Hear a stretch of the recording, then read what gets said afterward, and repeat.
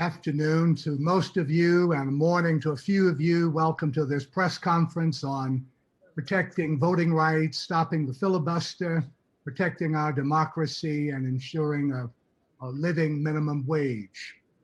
We've come today as the Poor People's Campaign, a national call for moral revival, with this leading group of Christian pastors from across the nation, literally representing hundreds of thousands of people, to release a statement, a pastoral letter to the nation. Some of the pastors here will speak, but all will be available for questions and follow-up.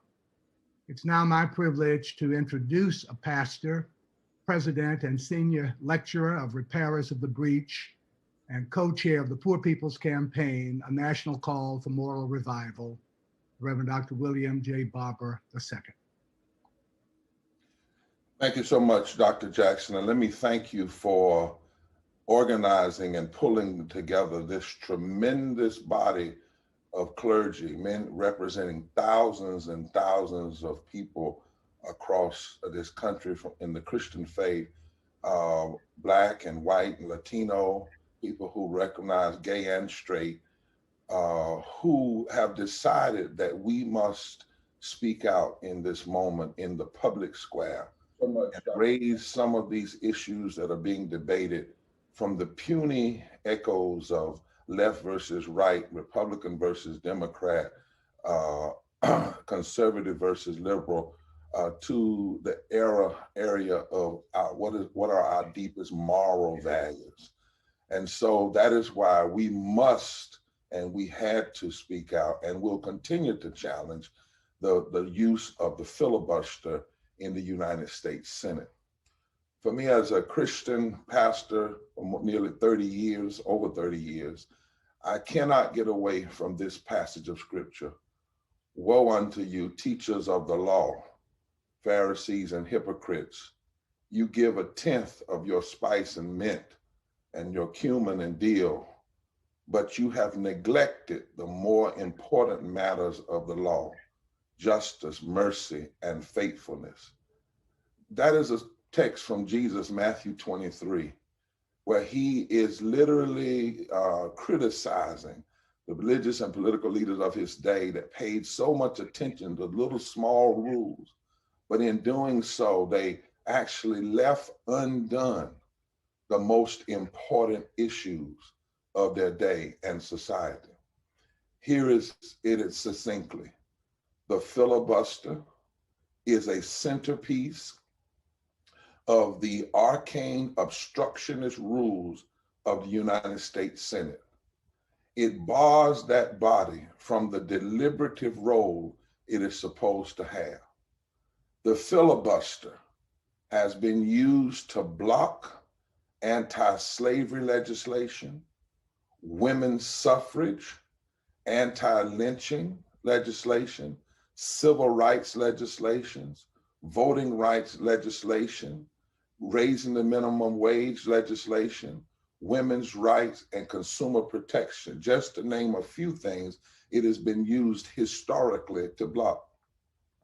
It has been used to stall or shelve presidential appointments, federal judicial nomination, laws addressing unemployment benefits in times of national economic emergency. It has been used to block environmental protection measures in a global climate crisis. It has been used to block laws requiring the disclosure of political contributions in a country appalled by the flood of dark money, where a majority of so-called conservatives favor that dark money. The filibuster rule discourages public debate. It impedes the public's capacity to find out whether or not their elected representatives are blocking legislation that would serve them and lift them up. The filibuster creates an impoverished democracy. And let me say this clearly and pass on to the other clergy. By supporting the filibuster, you are either an advocate or an enabler of systemic racism, voter suppression, greed, the denial of health care, and the denial of living wages. You can't have it both ways. To support the filibuster, morally, you are either an advocate or an enabler of all of those things. And we have been working with this political sin far too long. The filibuster leaves undone the justice that is so needed in this nation. It is time to end it and have full and free debate and up or down votes in the United States Senate. Thank you so very much. Thank you. We will now list who is here in the presence in this press conference. As was mentioned, we have powerful people here in support of what it means to lift up these voices and to lift it up against the filibuster because it leaves too many things undone. I'm Reverend Casimir Brown, serving as one of the directors of the National Faith Team, and I also introduce Dr. Adam Barnes. We will now read who is here in support. Reverend Dr. Cynthia L. Hale, Senior Pastor of Ray of Hope Christian Church in Decatur, Georgia. Reverend Dr. Ralph West, Senior Pastor of Church Without Walls, Houston, Texas. Reverend Dr. Amos Brown, Senior Pastor of Third Baptist Church, San Francisco, California. Reverend Dr. Reginald Buckley, Senior Pastor of Cade Chapel Baptist Church, Jackson, Mississippi. Reverend Dr. Leslie Callahan, Senior Pastor of St. Paul Baptist Church, Philadelphia, Pennsylvania. Reverend Ginger Gaines Sorelli, Senior Pastor of Foundry United Methodist Church, Washington, D.C. Reverend Cheryl Cornish, Senior Pastor of First Congregational Church, Memphis, Tennessee. Reverend Dr. Elaine Flake, Co-Pastor of Greater Allen AME Church, Jamaica, New York. Bishop Yvette Thunder, Senior Pastor of City of Refuge, United Church of Christ in Oakland, California. Reverend Dr. Frederick Douglass Haynes III, Senior Pastor of Friendship West Baptist Church, Dallas, Texas. And I'll pass it to Dr. Adam Barnes. Thank you, Reverend Casimir. I'll take over from here. We have also Reverend Dr. Jackie Lewis, the Senior Pastor of Middle Collegiate Church in New York, New York. Bishop Sir Walter Mack, Senior Pastor of Union Baptist Church in Winston-Salem, North Carolina. Reverend Dr. Otis Moss III, Senior Pastor of Trinity Church of Christ in Chicago, Illinois. Reverend Dr. Nancy Petty, the Senior Pastor at Poland Baptist in Raleigh, North Carolina. Reverend Janae Pitts Murdoch, the Senior Pastor of Light of the World in Indianapolis, Indiana. Reverend Dr. C.J. Rhodes, the pastor at Mount Helm Baptist Church in Jackson, Mississippi. Reverend Dr. Stacy Spencer, Senior Pastor of New Direction Christian Church, also in Memphis, Tennessee. And Reverend Dr. Gina Stewart, Senior Pastor of the Christ Baptist Church in Memphis, Tennessee. Reverend Dr. Jacqueline A. Thompson, the Senior Pastor of Allen Temple Baptist Church in Oakland, California. Reverend Dr. J. Lawrence Turner, the Senior Pastor of the Boulevard Christian Church in Memphis, Tennessee. And lastly, Reverend Dr. Olivia Bryan Updegrove, the Minister of Ministries Across Generations for the Christian Church, Disciples of Christ, and also the pastor of Independence Christian Church in Independence, Kentucky. I'll pass it back to you, Reverend Casimir, to introduce our first speaker. Dr. Reverend Casimir, let me mention one thing just as these pastors come on so the media is very clear. We come and we're speaking because there are 140 million poor and low wealth people in this country whose issues are not spoken to because of the filibuster. There are 87 million people who are uninsured or underinsured, whose issues are not spoken to because of the filibuster. There are 62 million people who make less than a living wage, whose issues are not spoken to because of the filibuster. There are 4 million people that get up every morning and can buy unleaded gas and can't buy unleaded water, whose issues are not spoken to because of the filibuster. There are 65 million, over a third of the electorate is poor and low wealth now, over 65 million people whose issues are not spoken to and addressed because of the filibuster. 43% of this nation and growing are poor and low wealth, and their issues are often not spoken to because of the filibuster. And now millions of people's rights, Black people, brown people, Asian people, Native people, poor people, voting rights are being threatened every day. And we have the power in the Congress, the Senate, to stop these things and to change these realities. But the filibuster is a hindrance to even discussing the issues, let alone addressing them. That's why this powerful group of clergy that you just heard name are here today to speak. Reverend Casimir. Thank you. And the next voice that you'll hear is that of Reverend Dr. Cynthia L. Hale, Senior Pastor of Ray of Hope Christian Church of Decatur, Georgia. Thank you, Reverend Brown. Good afternoon. It is my privilege to join the Poor People's Campaign and these distinguished pastors who love God and love God's people to call on Congress, the Senate, and the Biden administration to immediately end the filibuster and enact legislation that would ensure justice and equality for all. History is replete with examples of how this simple procedural mechanism has been used as a tool against rather than for democracy. It has blocked legislation that would benefit the people that we all serve, such as voting rights, economic justice, healthcare, and common sense gun laws. People are literally living on the edge in the states that our elected officials represent, wondering how they're going to make it from day to day, how they will feed themselves and their children, how they will survive if they get sick, since they don't have health care. Right now, we need protection from voter suppression as Georgia, my home state, leads the way in restricting access to voting that will affect African Americans and other people of color in adverse ways, and criminalize providing water and snacks to those who are standing in line to vote. Right now, people need a living minimum wage of $15 an hour to come out of poverty and live a quality life.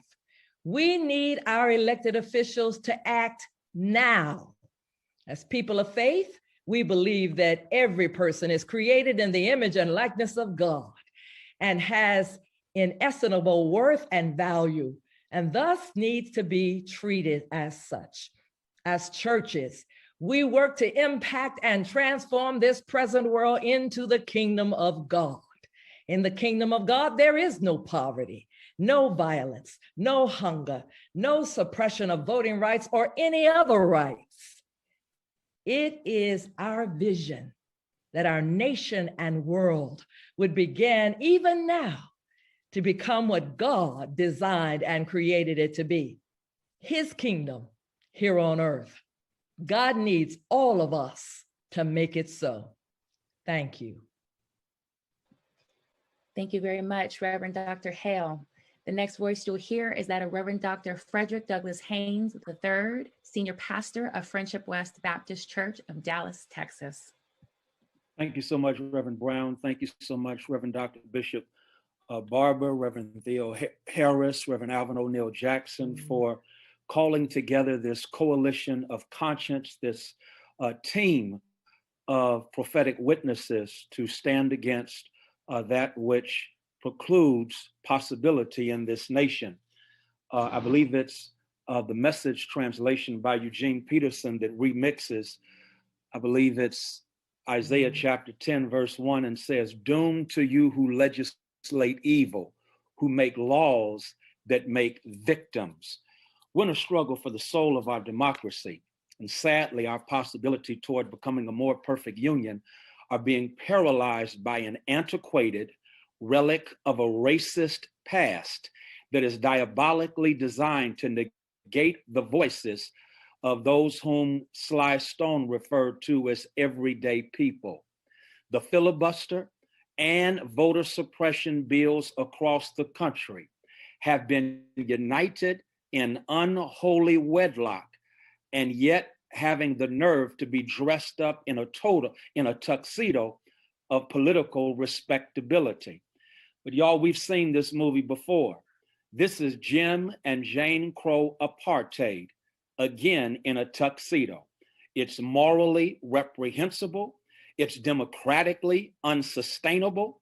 And we have a clear choice in this battle. Will we have a government by the few, for the few, or a government that is for the people and by the people? Understand who we are. We are the children of civil rights warriors who marched to make America better. They put their lives on the line, and they paid for our right to vote and our voice with their blood, their sweat, their tears, and their marching feet. They put their lives on the line to breathe new life into America.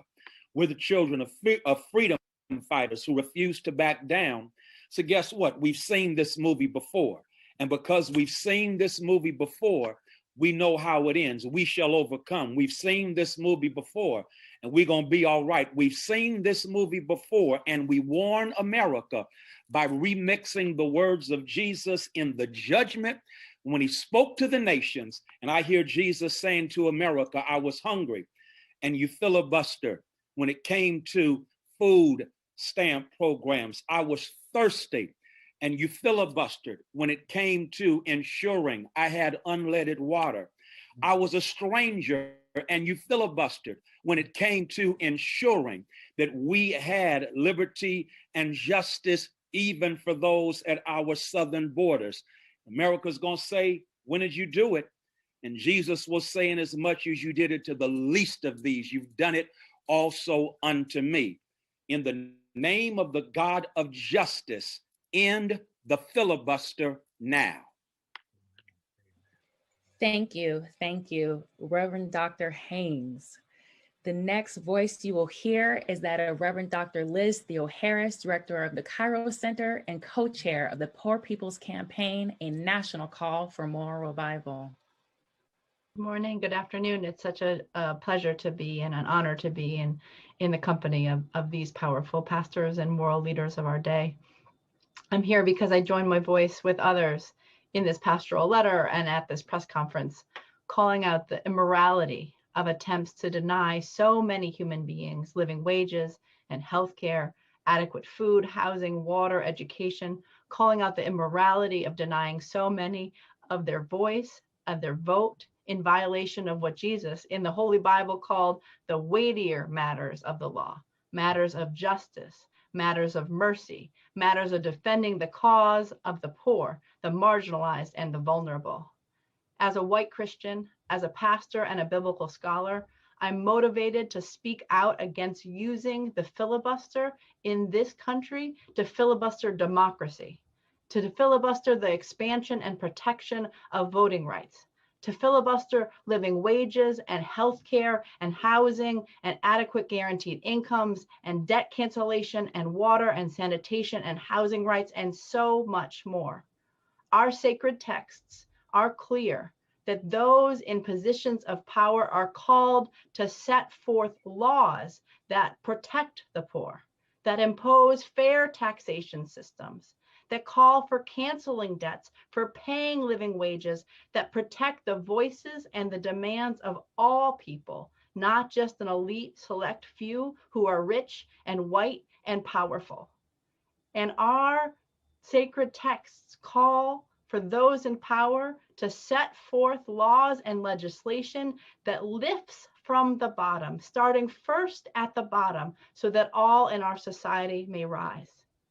We must end the filibuster. We must do this to save the soul of our democracy. We must do this to stand against racism and poverty and ecological devastation and militarism and this distorted, this false moral narrative of Christian nationalism. And we must do it now. Thank you so much. Thank you, Reverend Dr. Theo-Harris. The next voice you'll hear is that of Reverend Dr. Reginald Buckley, Senior Pastor of Cade Chapel Baptist Church in Jackson, Mississippi. Good morning, and thank you for the privilege to be able to share just a few thoughts with you on this day concerning this topic. When that which was created with noble intentions is used intentionally for dubious purposes, there is a moral obligation to call it out, correct it, and if necessary, dismantle it. Jesus does exactly this when he enters the temple saying, "My Father's house shall be a house of prayer, but you have made it a den of thieves." The filibuster very well began with noble intent, but it has been made into something that robs, kills, and destroys the potential for human flourishing in this country. Rather than a tool to break through partisan wranglings, lawmakers have turned it into a weapon that is wielded to threaten, to bully, and to obstruct the kind of transformational legislation that would work to make of this nation a more perfect union. When anti-lynching legislation came before the Congress, it was filibustered, giving what James Weldon Johnson called, quote, "a license for mobs to lynch unmolested," end of quote. When civil rights legislation came before Congress, it was filibustered, keeping the entrenchment of white supremacy solidly in place. When voting rights legislation for Blacks came before Congress, it was filibustered, keeping Black voices silenced and unable to participate in the franchise. At every significant moment in history, when advances were being made to create a more perfect union, the filibuster kept that stated goal from being completely realized. And while they filibustered, Black bodies were lynched throughout the American South. While they filibustered, rights were withheld, futures were denied, and disparities grew wider. While they filibustered, freedom and justice remained the reality of but a privileged few. Therefore, we come today in the tradition of Jesus, who turned over the tables in the temple because he was incensed over what the temple had become. In that same tradition, we come to you incensed that by using the filibuster, you have made the house built to serve the people of this country into a den of thieves, where progress is robbed, potential is plundered, opportunity is pillaged. Jesus turned over tables because they took something good and used it for something evil. We come to call out the evil misuse of the filibuster and to insist upon its removal from Senate rules so that the fullness of this country's potential can finally see the light of day. Thank you, Reverend Dr. Buckley. The next voice you will hear is that of Reverend Dr. Olivia Bryan Updegrove, Minister of Ministries Across Generations for the Christian Church of Disciples of Christ. Thank you. Thank you all for bringing us together today to speak to our country's leaders. A filibuster diminishes the importance of what it requires to be a just and loving community where all voices seek to have great value. So my role as a faith leader and as a mother is often to help specifically children and families understand how to live faithfully within their community and with all of creation. I tell my children that living faithfully is not always easy, because it's not easy to share, to take turns, and to work together. Justice and love in community with one another takes practice. And adults and leaders are the ones who need to be the examples of how to engage and not obstruct, like the filibuster does, these important practices. So we as Americans should expect our adult leaders to not shortchange the processes of democratic engagement. I hope that when done well, our country can profoundly live more faithfully, justly, lovingly, and freely. But a filibuster is a non-constitutional practice that allows a small group of people to behave like bullies. It permits them to change the dynamic of the entire playground. And bullies do not have the skills needed to engage in the difficult conversations and interactions that allow all people to be represented. Bullies create instead distrust and shortchange quality growth. So we should all want a country with leaders that can be examples to all our children, that love is what wins when we respect each other's voices and do the hard work of adulting. When we don't do the hard work of being Americans together. When we let things like the filibuster remain. We see the fear and the distrust that that creates. Our children see it too. Thank you. Thank you, Reverend Dr. Updegrove. The next voice you will hear is that of Reverend Dr. J. Lawrence Turner, Senior Pastor of the Boulevard Christian Church of Memphis, Tennessee. Thank you, Reverend Brown, and to all of you who gather on this day. It was in 2010, while testifying before the U.S. Senate Committee on Rules and Administration, Brookings Institute Senior Fellow Sarah Binder is noted to have said, "When we dig into the history of Congress, it seems that the filibuster was created by mistake." Her assertion comes from Senate proceedings in 1805, which were presided over by Vice President Aaron Burr. Burr, who in the context of a larger conversation concerning having a cleaner Senate rule book, uses the previous question motion as an example of a duplicate rule. Without any thought, by 1806, it was dropped from the rule book. This, in effect, took away the ability of a simple majority of the body to cut off debate and empowered the filibuster. What Binder suggests happened by mistake has been used deliberately and with great intention to hijack our democracy and to nullify the will of the American people. This is not only unfair and unjust, it is immoral. This is why, as a faith leader, I am compelled to speak up and speak out, calling for the filibuster to be eliminated. The times that we live call for moral courage from those who represent us in the U.S. Senate. Not only is the soul of our democracy in peril, but the fundamental ideals on which our country was founded, life, liberty, and the pursuit of happiness, are still unrealized. Now more than ever, we need the legislative branch to pass policy that can restore and redeem the soul of our nation. It's time to clear the way for the passage of the George Floyd Justice and Policing Act.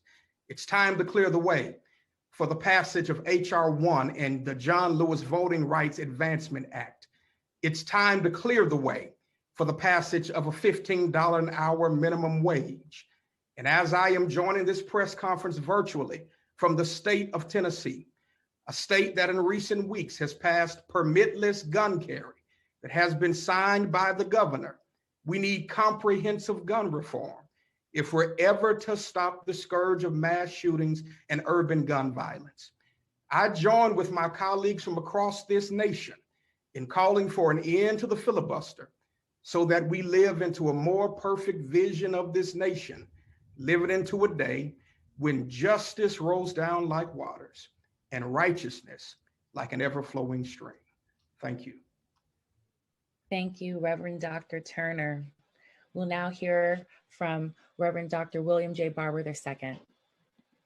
Thank you so much. And to all our brothers and sisters who have spoken so powerfully, I want to thank Dr. Lawrence too for reminding us of the ignoble beginnings of the filibuster, and also reminding us that this filibuster doesn't just block rules, it waters down legislation. That's the other disturbing tool. Is used in a way to hold out until the original intention of a piece of legislation is so watered down, is so distorted that it has a name that it says something, but it actually doesn't do it. You know, if we're not careful, even say with the George Floyd police reform, a filibuster will be used to water it down when we actually need to be adding to that bill. For instance, there should be federal charges for murder when police engaged in the killing of innocent people, to guarantee that if they get off at the local level, they don't get off at the federal level. $15 should be immediate, but a filibuster will be used to make it 5 years from now. By that time, it's obsolete. Health care should be for everybody, universal, but a filibuster will be used to water it down so it doesn't reach all of the people. And that's what was done with every piece of civil rights legislation. The filibuster always won. Even if the bill eventually got passed, the filibuster always distorted it from its original purposes. Before we take questions, I do have two people I want to ask if they have anything to say. They may not, but because Bishop Yvette Flunder and Reverend Dr. Nancy Petty, because we know for years the filibuster was used in ugly ways to distort and to stop actions, particularly to people based on their sexual orientation. And we have to understand, in this move, the same people that are against voting rights are also against living wages, are also against public education, are also against all people being treated fair regardless of their race, their color, their sexual orientation.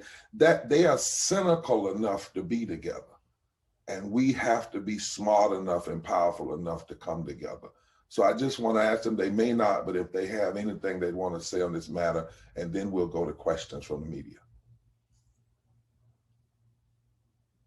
Thank you for the opportunity, Bishop Barber. I will just say this. I am amazed at the ways in which religion and faith and God, by all of God's names and all of God's manifestations, has been weaponized against the rights of people. And all people, all of the folks who have been brought up in our conversation today are experiencing the ways in which faith, which ought to be the panacea for peace, for for our being able to be together and work seamlessly in the work of peace and justice, faith is being used as a weapon against justice.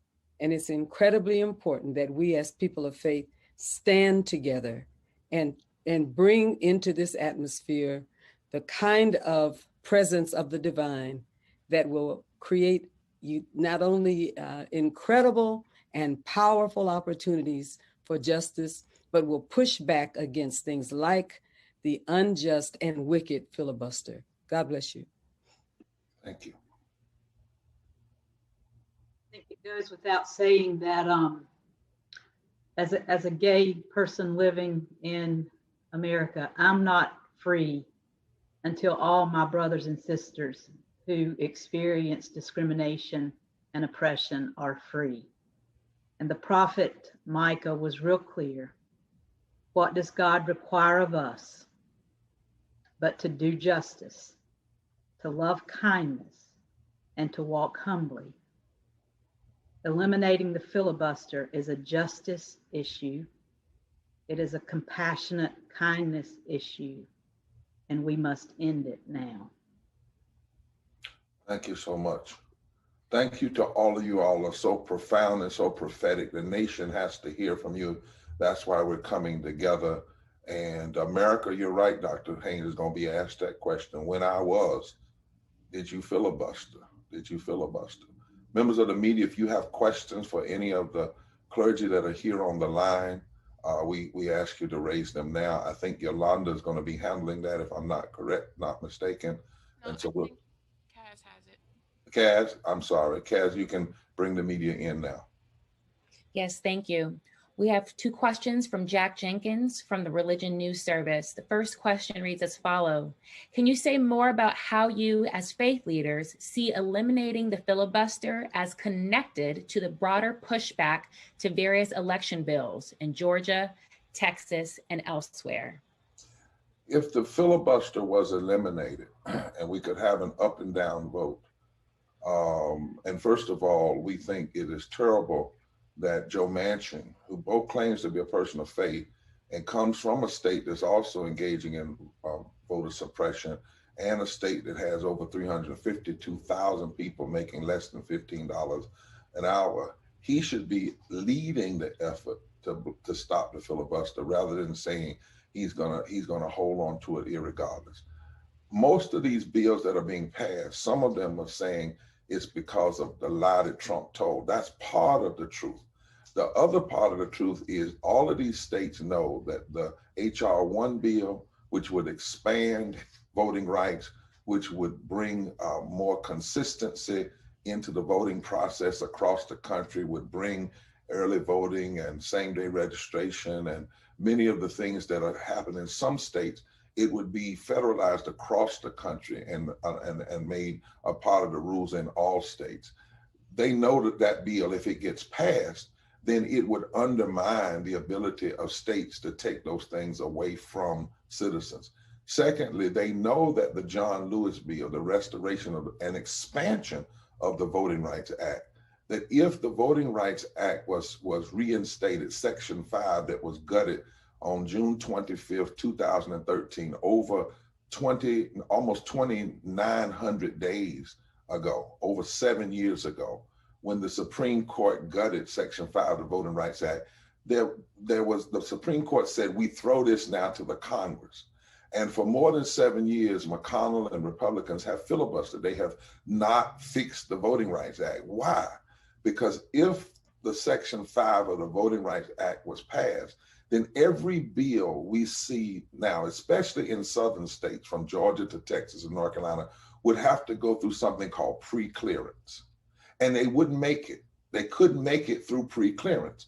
So what you see, yes, is a response of these legislators to the great lie of Trump, but they're trying to get all of this done before these bills are passed in the Congress. They're trying to get it done before the mid-year elections when there might be more than a 50-50 split in the Senate. It may be 52-48, Democrats 52 and Republicans 48, and then these things can be passed.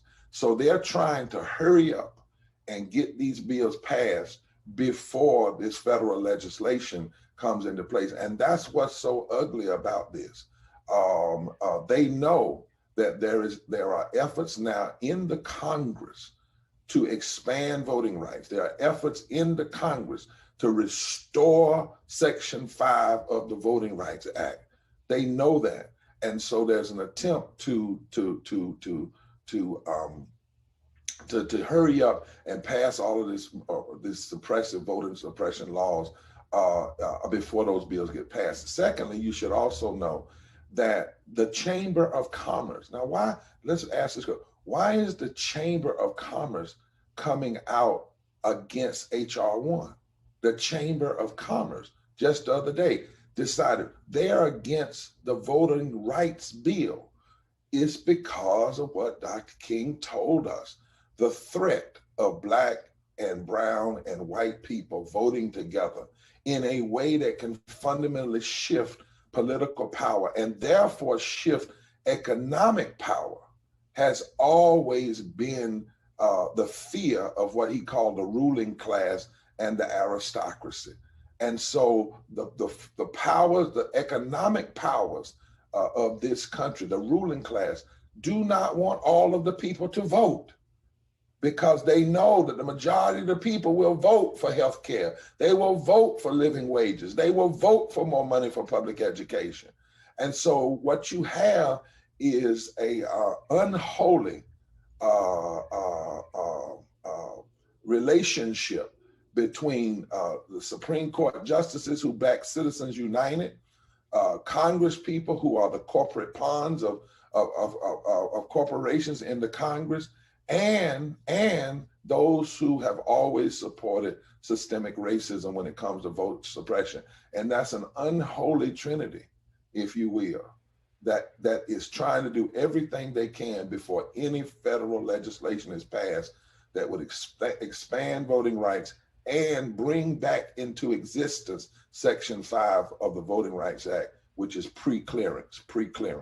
Don't ever forget that word, pre-clearance. That causes great fear in state legislatures, that they can pass a law, but before that law is actualized, it has to be pre-cleared by the Justice Department. That is the great fear right now. And that's why we are saying the filibuster must be ended and we must have up and down votes on these matters. Thank you. The second part of Jack Jenkins' question is, how does this group connect the push for voting rights to the movement for DC statehood, which is hosting a faith-based event tomorrow, which is likely also going to be talking about eliminating the filibuster?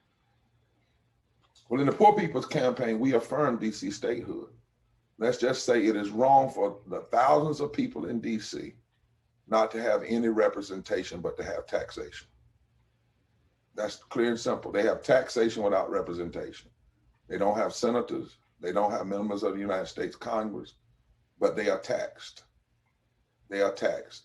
And so it is wrong. And that also has deep roots in what systemic racism is all about, which is why one of the things our movement says when we talk about systemic racism, yes, we have to talk about police reform and police brutality, but that's a piece of systemic racism. That's not the total. Systemic racism is blocking living wages, because if you had living wages, you would lift 40% of Black people out of poverty and low wealth immediately. Systemic racism is voter suppression, trying to keep people from exercising their right to vote, denying or bridging the right to vote. Systemic racism is blocking the chocolate city. That's what it's called. DC was called the chocolate city. Blocking the chocolate city from having representation, but at the same time, you tax them the same way you do other people throughout this country. And there's a long history, we don't have time to go into it, but we believe that DC should have full statehood and that all of the citizens there should have the same kind of representation that all of us enjoy or want to enjoy in our various states. Thank you. The next question is from Maya Jaradet, excuse me if the mispronunciation, from Desert News. My questions are, what will or should a national campaign against voter suppression laws look like? Strikes, boycotts, marches? I'm looking for a brass tacks of what actions we might see in the coming months. And what can ordinary citizens do to fight the attempt to roll back voting rights? Well, one of the things they should do today is join this effort to call for the ending of the filibuster. I would say all of the above. I would say that some things we should have done long before now. Many organizations should have been pushing to restore the Voting Rights Act long before now. As I said, it's been over 7 years since June 25th, 2013. But we must utilize our voice in every way, push our congresspersons. I can tell you that last year we had planned to have a mass Poor People's Assembly Moral March on Washington, June 20th of last year in person. We didn't because of COVID, but 2.4 million people showed up online. We are now planning for a virtual march and then an in-person march in 2022, where poor people of every race, creed, and color and sexual orientation come together to challenge 5 interlocking injustices: systemic racism, systemic poverty, ecological devastation, the denial of health care, the war economy, and the false moral narrative, religious nationalism. We have to put pressure on all of our congresspeople, all of our senators. We have to continue to register to vote. The mid-year elections are coming up, and we know that if that for instance, among poor people, 35 million poor people voted this past election, but that meant 30 million didn't vote in this past election. Even though 55% of all poor and low-wealth people voted for Biden and Harris in this past election. So just because there is an attempt to suppress our votes, we can never suppress the votes by staying home. We must engage and continue to elect people that are serious about voting rights for everyone. But when you ask that question, there can be nothing left off the table. Right now, you have in the states, you have people calling for corporations. In the Poor People's Campaign, what we have said is there's 2 different ways you can do boycotts. One is to challenge the corporations and then they move to another state. Well, they still make money if they move to the other state. But the other way is to look down the list of those corporate executives and find out which ones are supporting the senators that are supporting voter suppression. We need to be very strategic in this, because a corporation can actually give a public statement against the law in Georgia. They can move their gains from Georgia. And a lot of times that's going to hurt many poor and low wealth people. And then the corporate executives can still be giving money to McConnell, still be giving money. What we need to do is to challenge those corporate leaders and say, if you are serious about stopping voter suppression, then stop giving money and enabling the senators who in fact are promoting and encouraging and legislating voter suppression. Let me ask some of the other people on the line if they want to take a shot at this question of the kinds of things that you're prepared to do as faith leaders and believe we have to do in this moment. Kaz, you may call on any other leaders on the line. We also have a question for Bishop Mack. Let me see if any other leaders want to speak to that question about what we should be doing in this moment. Okay. Well, as faith leaders, we need to be addressing these issues in the pulpit.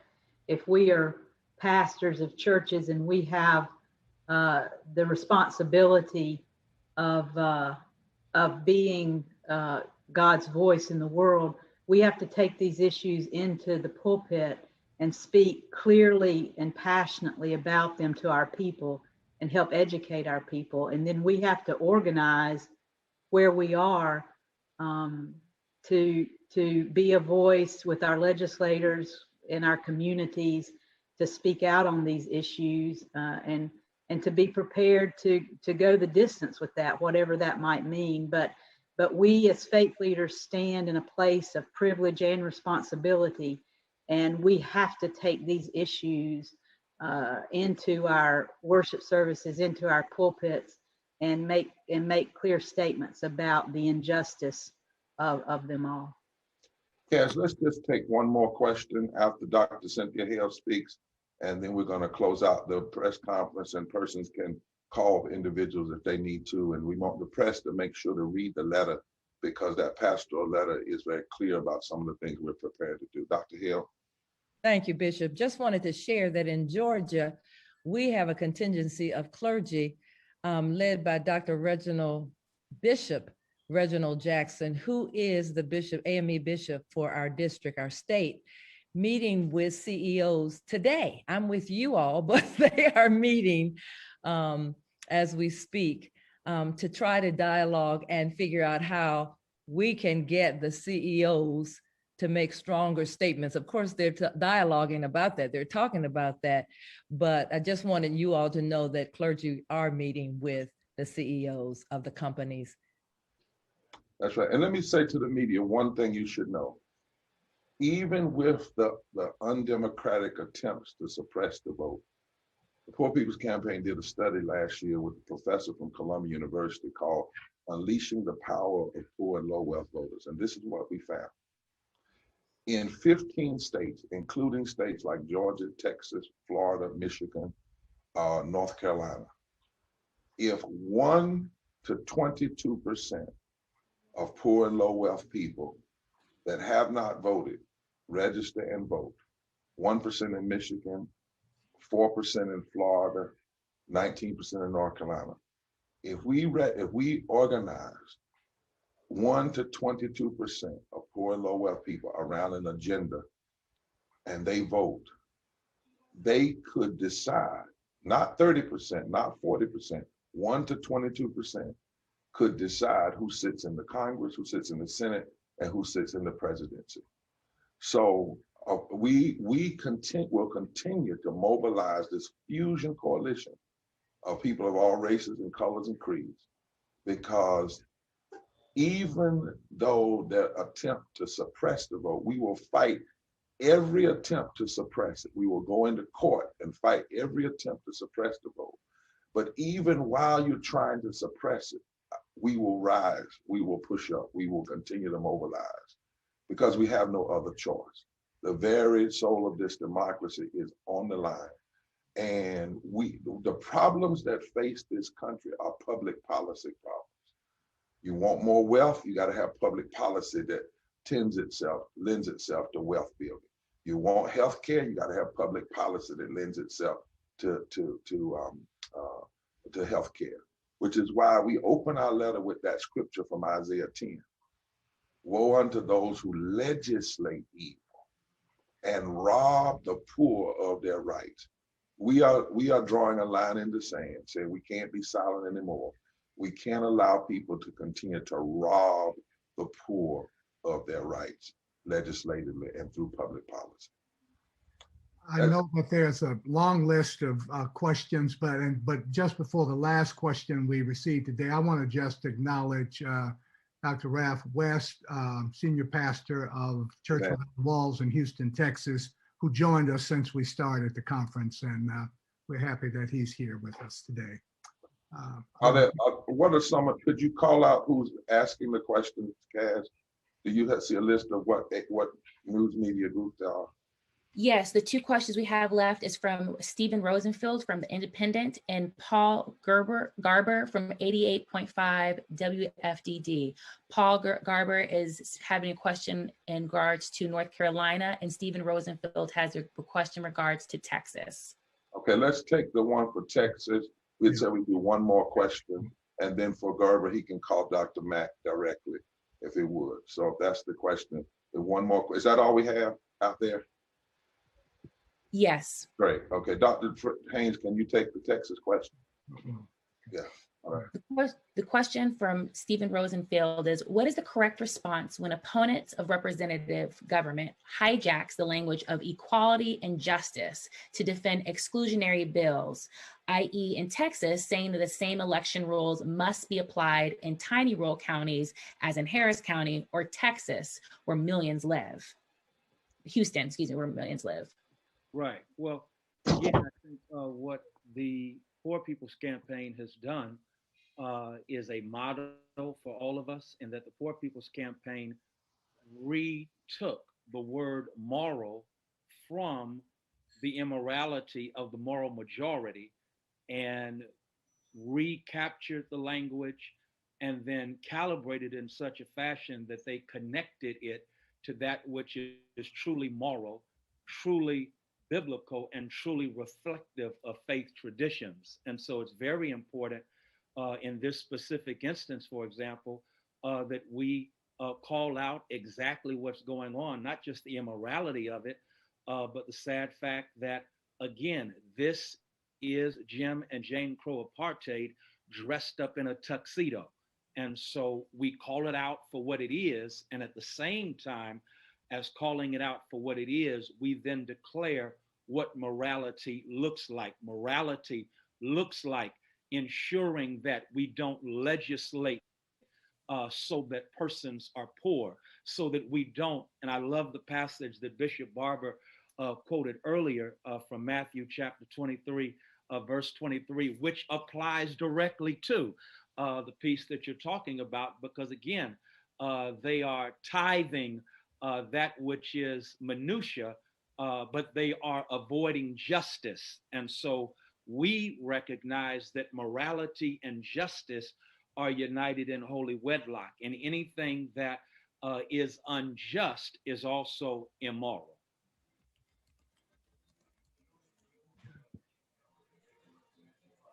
Thank you all so much, everybody, for coming on. Thank you, Reverend Cash, Reverend Williams, Dr. Barnes, Dr. Jackson, for pulling us together in these powerful ways.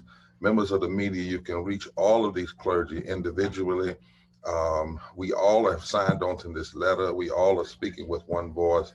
We all are standing together, and we all understand that this is a moment in history. In fact, every moment is a moment in history where we must stand as moral and prophetic leaders. And also this is pastoral work, because for the nation to ignore fixing the things that can be fixed, if we don't speak out against them and challenge them, is a form of pastoral malpractice. And we will not be malpracticing pastors. We will stand with Jesus. We will stand with the prophets. We will continue to call this nation to be what it ought to be, whether it hears it or not. But we believe in the power that the word goes out, it will not come back void. And so thank all of you. God bless you. And we'll continue to work together. As we say, forward together, not one step back. Take care now.